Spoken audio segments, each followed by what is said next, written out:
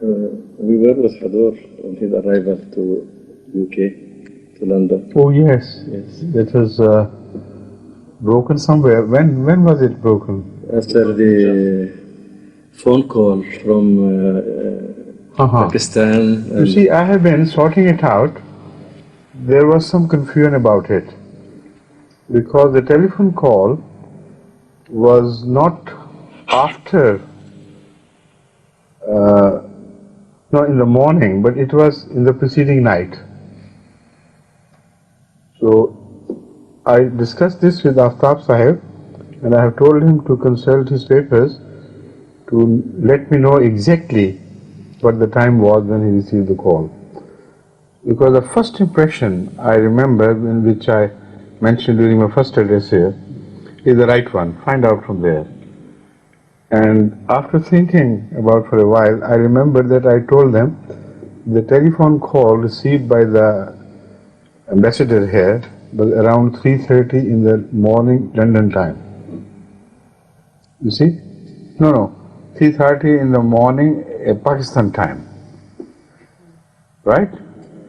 So if it was 3:30 in the morning Pakistan time, it had to be in the evening preceding. You see? Around 5 hours less, for 10:30. 10:30, yes. Before midnight. Exactly, before midnight. And that was the time when he could have called Aftab Sahib, because the day was not yet over here in London. And that also shows that the contact was made about 2 hours after my departure from Karachi, because the plane was delayed by the immigration department or somebody, we don't know, by one hour, while the KLM authorities made us clearly understand that the day was not from them, and they wouldn't disclose why. But this much they told us, that the delay is not from us. Car was sent at time and it was then sent back. So 1 hour they must have taken in trying to contact the authority, and when they did, the panic it created was, responded to by immediately giving a call to the ambassador here.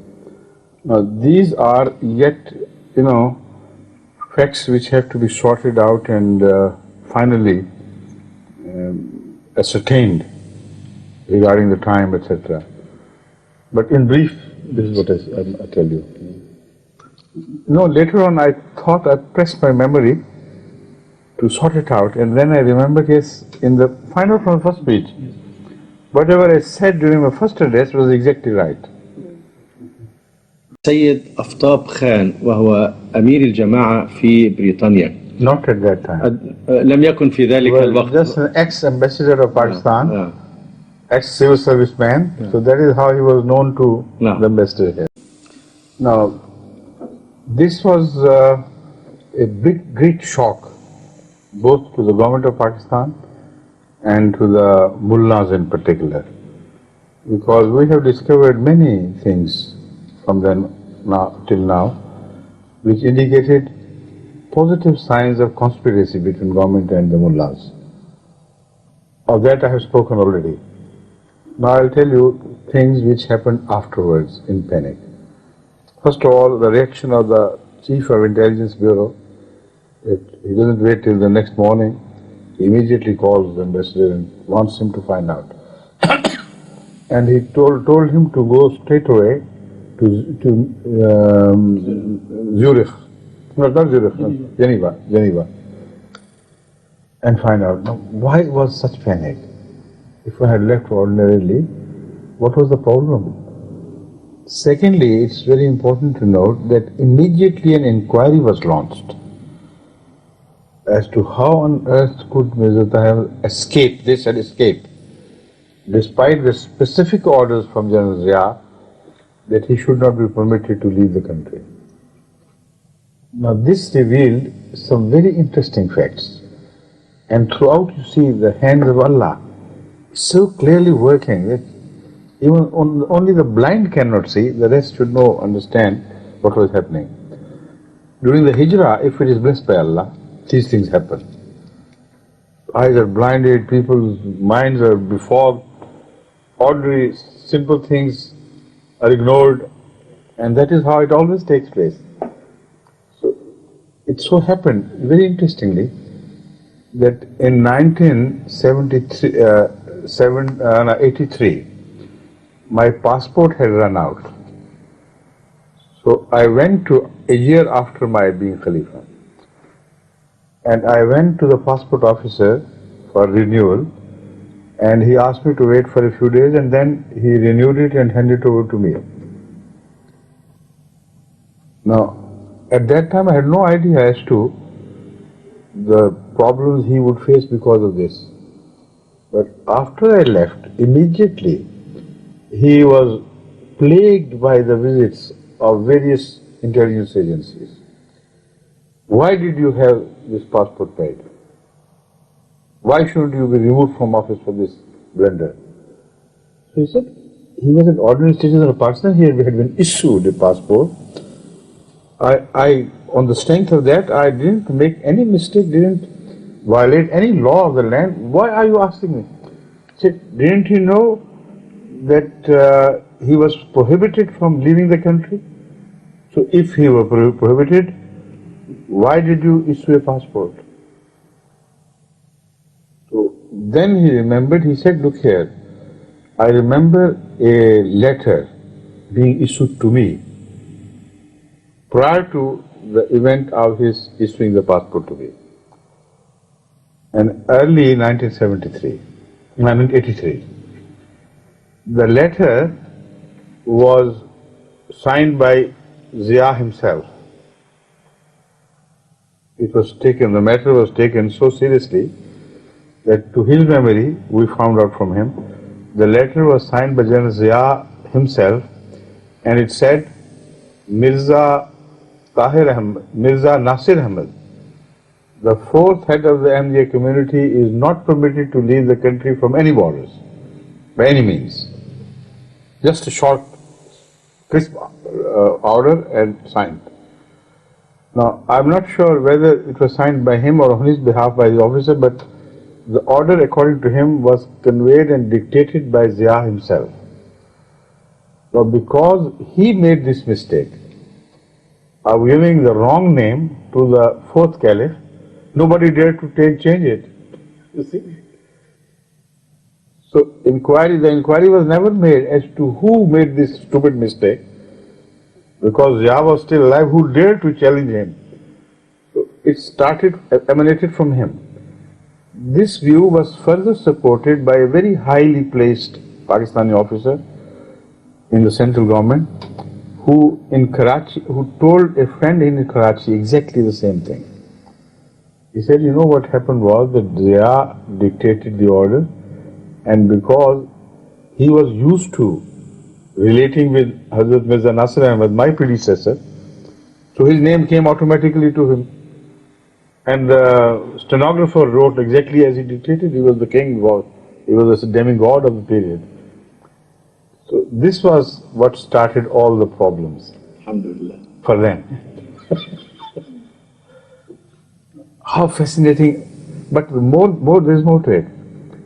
This officer, passport officer, said, look here, I'm not to be blamed because I had no legal right to deny him a passport when it was already issued by you, and he had been holding this passport, traveling on the strength of this passport to many foreign countries, so I had absolutely no legal authority to stop it. And the name was Mirza Nasir Ahmad. He said, but I suspected this mistake. And on my own, I repeatedly contacted, before issuing this passport, repeatedly tried to ring the Central Intelligence Bureau and try to find out from him if there was a mistake, it has to be corrected. And he said that it so happened that every time I rang, there was no response. The telephone always was engaged until I got tired, and I said, all right, to give the passport. The same thing must have happened the night when I was dealing. The telephone kept ringing, nobody raised it, nobody lifted it. Normally it doesn't happen. So he had 3 days for his trial and no answer, so it's all right. let it go as it is. So that is how the passport was issued to be. Then inquiry was made from the DC Jhang. I told about that. Yes. So this was the panic of the government, and how God's hand helped me out of this country is further supported by the view that I traveled all the way by car from Rabwa to Karachi during the broad daylight. Never changed my dress. My kafla was with me. And one of the agencies, perhaps the same Fuqara, who posed as Fuqara, they reported it immediately to the government. They said, we suspect, because they hadn't seen me clearly, because they were more interested in money. So they said, we suspect that Mirza Tahir Ahmad has left for Karachi by road. Now this is a certain positive report. It was processed in the center, and they said there must be fools who are saying that, because the 4 other agencies had reported to us that Mirza Tahir has left for Islamabad, perhaps to meet General Zia. So how could be all these 4 wrong? And so many people are witness to seeing a convoy going towards Islamabad. So he has to be wrong. And the only person who was right, he was considered to be wrong. Otherwise, from there to Karachi, from Rabwa to Karachi, there were 750 miles of road, busy roads, which we covered. Any time they could have inquired, just written to any SP of DC, and he could have blocked our way and found out. So they couldn't stop. Now comes the another interesting part regarding my decision that if I'm wanted for any inquiry by the government of Pakistan, I would certainly not go. Because I know the value of Khilafat, but Allah knows better. It is His, in fact, prerogative and everything. He is the Wali, ultimate, shall we say, Wakil for all these things. He should decide. So they tried to argue, this is very important, you make a mistake. I said, we'll do it within the 4 walls of the law and proprietary. I will not do anything improper. I will not break any law. If something happens then Allah knows best. So how Allah did it, this I'm telling you. The chief of the KLM, the chief of KLM, he advised us to take the Monday plane rather than that of Wednesday. Now on Tuesday morning, the overall supreme head of the Anti-Ahmadiyya Pakistan, Hadhrat Mirza Mansoor Ahmad Sahib, he received a call. It's a very panicky call from the operator of telephone exchange in Rabwa. He said that Mirza Tahir Ahmad must be found immediately. We are trying very hard because the governor wants directly to speak to him. So Mirza Mansoor Ahmad said, what is the panic about it? Find out where he is and do it, or do what you like. So he said, but he is not to be found. He said, all right, tell the governor that he is not to be found. Then the governor said, whoever is the second highest officer, Ahmadiyya Jamaat official in Rabwa, contact me with him. So he was put through directly to the governor of Mirza Mansoor was put through to speak to the governor. And he inquired from him, would you tell me where Mirza Tahir Ahmad is? He said, and rightly so. I was in the plane at that time. No, I was in London already. But what I was doing, what was happening, he didn't know much details. He said, I know that he is not here. The rest, find out. He was very clever in saying, so that he may not tell lies, but his ignorance as to exactly where I was at that time, that helped him evade the issue. He said, I know he is not here, He said, but where is he? Then you will find out where he is. So I must have him immediately because I want him to come to meet me in Governor House, Lahore, and I must speak to him, it's very urgent, immediately. So Mirza and students have said, all right, to get him, do whatever you like, but I can't produce him. Forget about it. And that call ended. Now that was the plan, in fact. To call me to the Governor House, to serve me with a notice of this implication with the murder of Mr. So-and-so, and from then on, it was just a matter of simple, pre-decided, predestined procedures. So that is how Allah saved us. You know, that brainwave of the KLM in charge was not just his own brainwave. It was, you know, yes, Kana yuha ilayhi, according to my belief. Like it is mentioned in the question of honeybee, that God revealed to her, Oha rabbuka ila nahle. So this way goes on, you know. People don't realize that this way, that minds are moved. And when we inquired from him later on, why? He said, no, I had no idea, no danger. I just thought that this flight goes through Abu Dhabi and the other flight goes direct to Athens and from then on to other places. It was just a hunch, no reason why I said it. He did not relate it to any danger, you know. But this is how Allah worked. Another very interesting point came to my notice later on, that at the time when I was about to depart, scheduled to depart from Karachi, a head of state was also arriving at Karachi airport. And because I was occupying the same VIP area where he was to land, so many intelligence officers from different agencies were posted to welcome him and to see that he arrived safely, you know, to take care of his safe arrival and everything. Now, strange Allah's ways, if they had come and he remained there while I was there, one of them would immediately know me and they would say, what are you doing here? Instead, his plane was delayed. It was delayed more than they delayed my plane. Fascinating. He arrived perhaps 2 o'clock or later, you know, while he was scheduled to arrive there after 12, before 1 o'clock. So these officers, instead of wasting their time sitting in this area, they went to the coffee room and they were enjoying gupshup and this and that.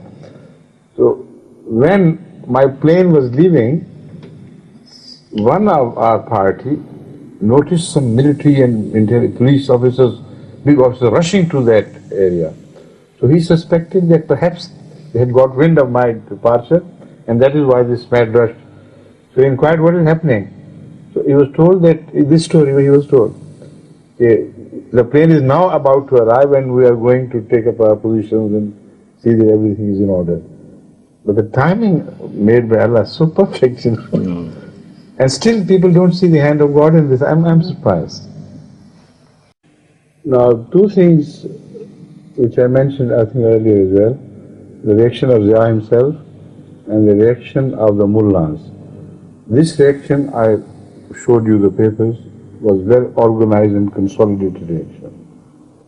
It had to be a reaction which was dictated and which told them to demand Mirza Tahir's return through Interpol. All mullahs from all over Pakistan made this demand in public through newspapers, and they were published in all important papers, that this man is fugitive from justice. And as a fugitive from justice, he should be forcibly returned to the country and handed over to the police for investigations. Now, why it didn't work, that is obvious. No call was issued to me at all for presentation, and until that time, there was no agreement either between government of Pakistan and the British government to return each other's criminals through Interpol.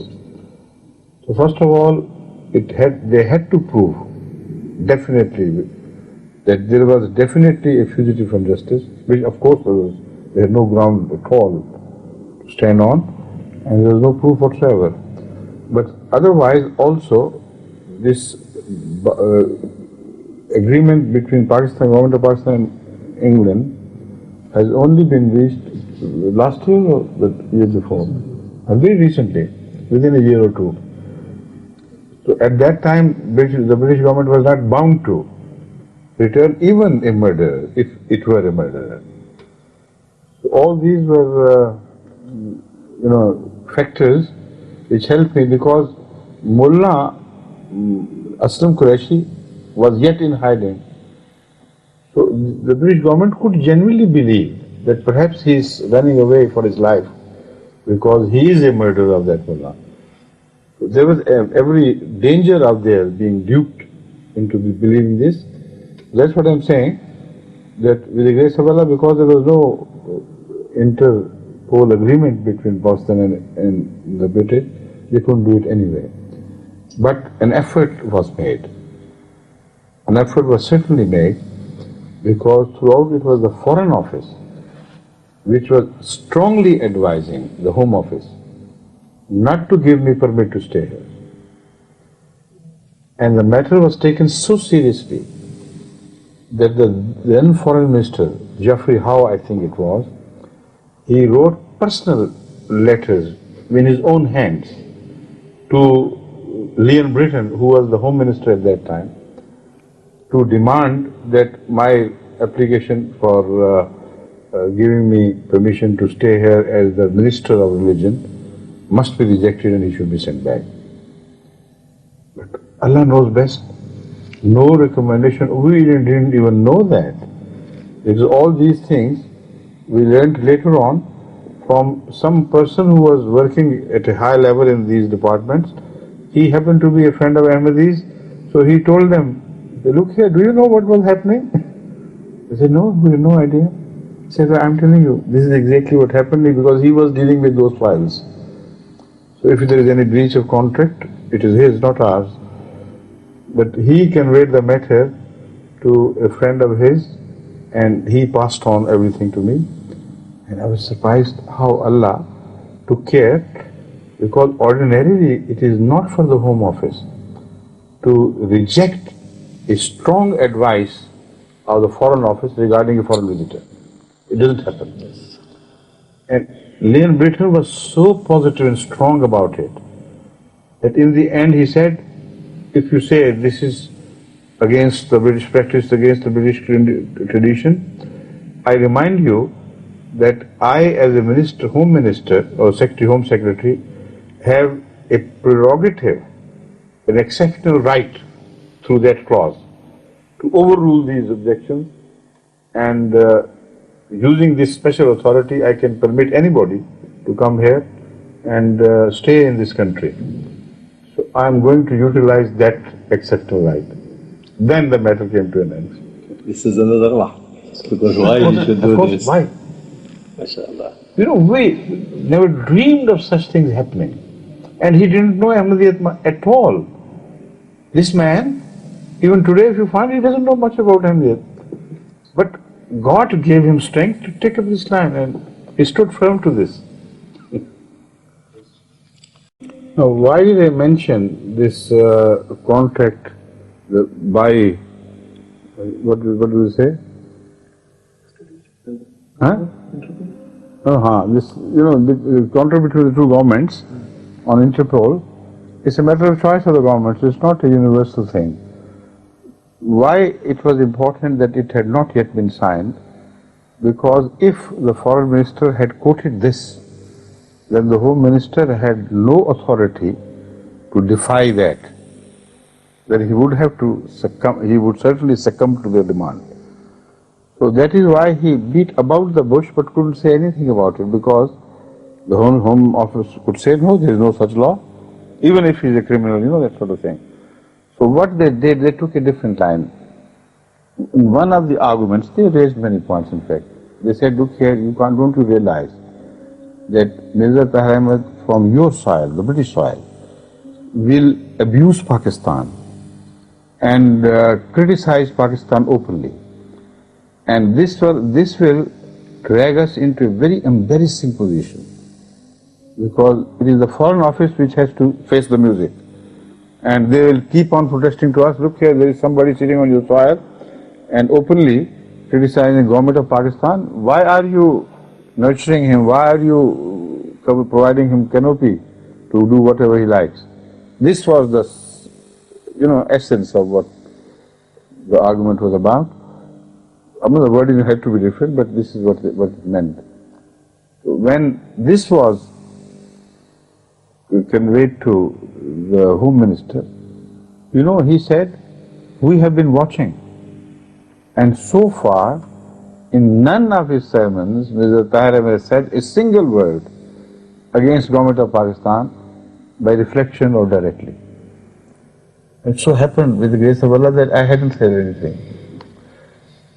And it grew from within me. Now, they were watching me so intently and taking such care of what I was doing, that in response to that, the Foreign Office told the Home Office, although he is not doing it here, but when he goes out, in Holland recently when he visited Holland, he delivered a very obnoxious address, a speech, which was objectionable from the point of view of the government, criticizing the government of Pakistan and this and that. So the response was, he has not done anything here. If he violates any laws of Holland, let them take care. To the knowledge of the Home Office, according to our intelligence reports, he has not uttered a single word. Now, if the matter was not left at that, this Foreign Office was very tenacious in their pursuance of the matter. They said, all right, if he has not done it, take it for granted that the moment you give him permission to stay here, he will start speaking. And there I think they were right. I must give them credit for this intelligence. I didn't even know the name of the Home Minister. You know how I learned the name? When a British author wanted to write a book on me, which is entitled A Man of God, now it's published, he wanted to find more about my departure and how it came about and things, and the reaction of the British government to this. So I generally told him that there was a difference of opinion between the Ministry of for the Foreign Ministry and the Home Ministry about this, and I told him it was Douglas Hurd who was the Home Minister. So I should be grateful to this gentleman. Now, this man happened to know Douglas Hurd and his attitude in general. He wouldn't believe. He said, Douglas Hurd, I won't give credence to this report. I must find out. It was he who made inquiry, and he came to his life laughing. He said, I was right. It was not Douglas Hurd, it was Leon Britton at that time, because I have checked the official records. I mean, he inquired from the ministry. So, our involvement was so, there's no involvement, I mean, absolutely. I didn't even know the name of the Home Minister. And it happened through him later on that I came to know that it was not Douglas Hurd, but it was Leon Britton. And ever since I have not made any contact with him. We don't know each other. So this is Allah's way, and this is what I'm stressing. How Allah brings about things by Himself and takes care of everything. Now, what followed is also a very interesting episode which should be pursued. They all blemished my image and tarnished my name by painting me as a fugitive from justice. They continued, even after the discovery of Aslam Quraishi, they continued bragging about it. He is a fugitive of justice, he run away from justice. He calls it a hijrah, but how can it be a hijrah? Because he's a criminal man. But the first hijrah of Hazrat Musa alayhi salatu wasalam, they forget, or after he murdered somebody by mistake, whatever you call it. But he migrated from his land because of that his involvement in a murder. It's so strange that Hazrat Masih was told that a time would come upon you which would be like Zaman Musa, like the age of Moses. And Hazrat Masih said that, to my understanding, it cannot happen. No such thing can happen in my lifetime. So it has to be in the lifetime of some Khalifa of mine later on. And Hazrat Muslim Maud, my late father, speaking on this, interpreted exactly like this. This ilham of Masih will get fulfilled later on during the lifetime of another Khalifa, not in my lifetime.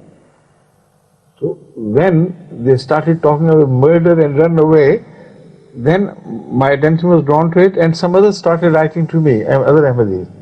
It's a strange thing, that Zaman has come, a pharaoh of the time is pursuing you. And he was pursuing you with all his might and army and laws and things. And God made you escape him. And strangely enough, there was a murder case hanging on you as well as it was hanging on the name of Moses. But still, these old mullahs would continue to brag about and boast about my escape from justice, as they called it. Because he was not serving under any pharaoh. He was not even born at that time. No. That pharaoh who was to capture me under the... He was not yet born. Now, another very interesting thing. They claim that your hijrat is false, it is not blessed by God, you are just a fugitive, and we demand that you should be brought back and hanged there. If this is true, this claim, then all the promises relating to hijrah by Allah should not have applied to me in my case. Because Allah says, whoever does hijrah in my name and for my sake, we bless him, we give him much wider area and, saw and everything awaits for him. And then whoever pursues him, he receives the wrath of Allah.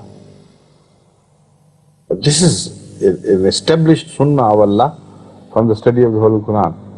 Now, if they ever read the Quran, why don't they apply this to this case, to judge whether it was an escape from justice or was it a sunnah of Allah being realized once again in our case. So this was definitely the blessing of Allah, because what happened to Zia, I'll come to that and you'll be surprised at things. Unbelievable things happened, and God had told me before that incident that Zia is about to be destroyed. And I had made it a public secret, a public announcement through sermon, that this is what's going to happen, but we'll come to that later on. But what happened to me and my Jama'ah? Does Allah treat fugitives from justice like this? The rate of the progress of Jama'at has risen 100 times more than when I was in Pakistan. It's growing 100 times faster. If we had remained in Pakistan, the progress we might have made in 100 years, this is the meaning of it. We are making every single year with the grace of Allah. This is how Allah treats the fugitives from justice. Inshallah, the rest I'll tell tomorrow. Inshallah. We'll continue on the same.